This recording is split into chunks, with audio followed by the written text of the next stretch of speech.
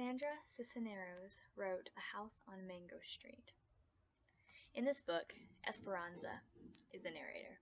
She's a young girl growing up on Mango Street, and she's learning about who she is, what defines her, and how the whole world works.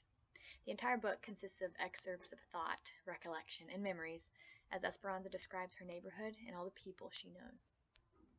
What stuck out most to me in this book was the unfinished thoughts that cause the readers to imagine.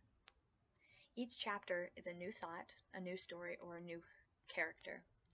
It's disconnected from all the other stories, and yet is connected because it is Esperanza's life.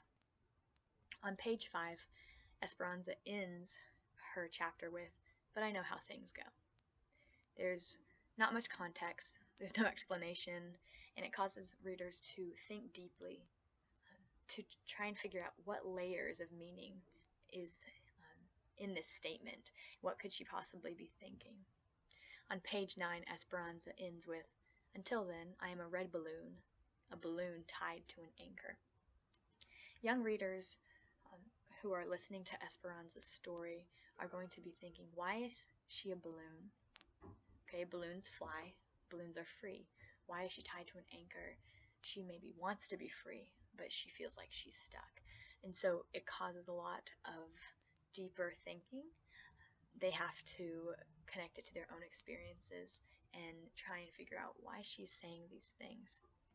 On page 22, she says, "Mimi won and broke both arms."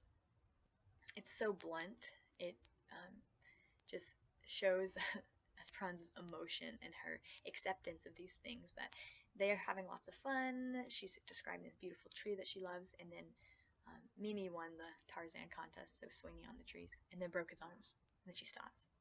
There's no description, there's no explanation, so Esperanza doesn't really sift through her thoughts analytically, so readers have to, in order to figure out really what's going on, what are her beliefs beneath the surface. On page 25, she says, "We all waved as they drove away," and she's talking about a cousin who got arrested by the police, so they're all waving. This really shows a lot of innocence, the innocence of children, not really always knowing what's going on, but as middle schoolers, they're going to know what's going on, almost even beyond the narrator, which is a really interesting experience. Because so much is left unsaid, they can make their own connections and write their own background story. On page 48, she says, "He watched me dance." And she just kept saying that, "He watched me dance," without explanation, without giving all the answers away.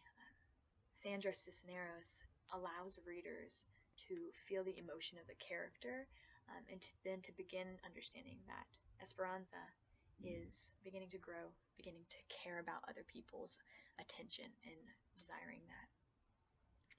On page 61, Esperanza ends her piece with, "And then we began to dream dreams." This was after her aunt died.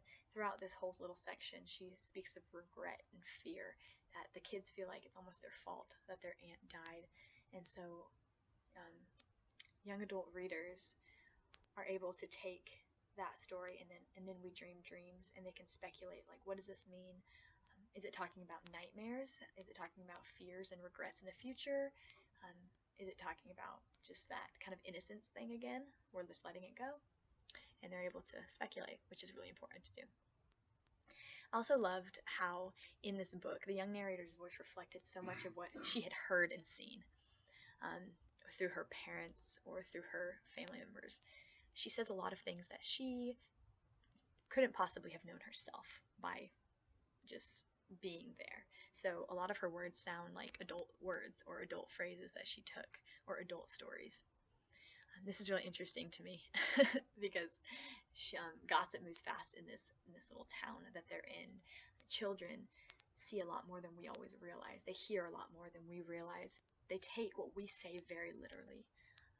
I think this is important for teachers, because teachers need to know what they're saying is valuable, is important, will be taken literally by their students, and we need to make sure we are sharing truth and we are not increasing the gossip that is going on.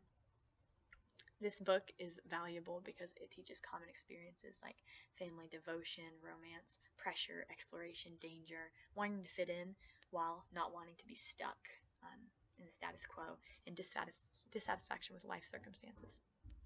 Um, Thanha Lai writes Inside Out and Back Again, another young adult fiction novel where the narrator, Kim Ha, is also a young child, just like Esperanza. Um, and it's similar because a lot of the stories, a lot of the excerpts lack context, so students have to imagine. Um, the narrator is free writing her experiences and leaves the connections up to the readers to actually make.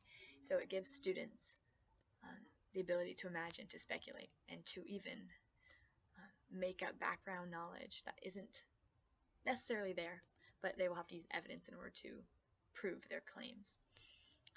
I like these young adult fiction novels.